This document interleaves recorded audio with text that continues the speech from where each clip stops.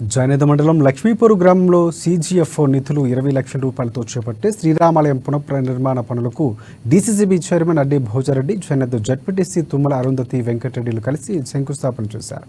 కొబ్బరికాయలు కొట్టి భూమి పూజ చేసి నిర్మాణ పనులు ప్రారంభించారు. ఈ కార్యక్రమానికి శ్రీరామచంద్ర గోపాలకృష్ణ మఠాధిపతి శ్రీ యోగానంద సరస్వతి స్వామీజీ ముఖ్య అతిథిగా హాజరు కాగా ఆయన సమక్షంలోనే ఈ శంకుస్థాపన కార్యక్రమం జరిగింది. అయోధ్యలో బాలరాముని విగ్రహ ప్రాణప్రతిష్ఠ కార్యక్రమం జరిగిన కొద్ది రోజుల్లోనే ఈ రామాలయ పునర్నిర్మాణ పనులు మోక్షం లభించడం చాలా సంతోషంగా ఉందన్నారు. ఆ భగవంతుని కృపతోనే ఇదంతా జరుగుతుందని చెప్పారు. ఇక ఈ పనుల ప్రారంభోత్సవానికి రావడం ఆనందంగా ఉందని పేర్కొన్నారు. అంతకుముందు విచ్చేస్తున్న అతిథులు, ప్రజాప్రతినిధులకు గ్రామస్తులు సాదర స్వాగతం పలికి శాలువాలతో ఘనంగా సత్కరించారు.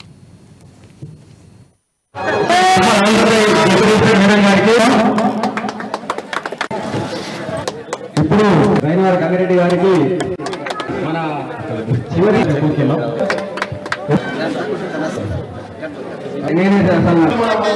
ఆలోచించే శ్రీరాముడు వారి గుడిగట్టి ఈరోజు విగ్రహ ప్రతిష్ఠ కార్యక్రమానికి వచ్చేసినటువంటి సద్గురు శ్రీ శ్రీ శ్రీ యోగానంద స్వామి గారికి తనకి నా యొక్క పేరు నమస్కారం తెలియజేస్తూ ఈ సంవత్సరమే అయోధ్యలో రాముని విగ్రహాన్ని స్థాపన చేసుకోవడం ఇది అదృష్టంగా లక్ష్మీపూర్ గ్రామంలో కూడా మనం ఈ యొక్క స్వామిని రామచంద్ర ప్రభుని అంటే ఎప్పుడు కూడా ఆయన పరిపాలనలో ప్రజలు బాగుండాలి, రైతులు పాడి పంటలతో బాగుండాలి అన్న ఆలోచనతో ఈరోజు ముందుకు పోయిన రామచంద్ర ప్రభు అని చెప్పి సందర్భం తెలియజేస్తాం. వారు నమ్మిన బట్టి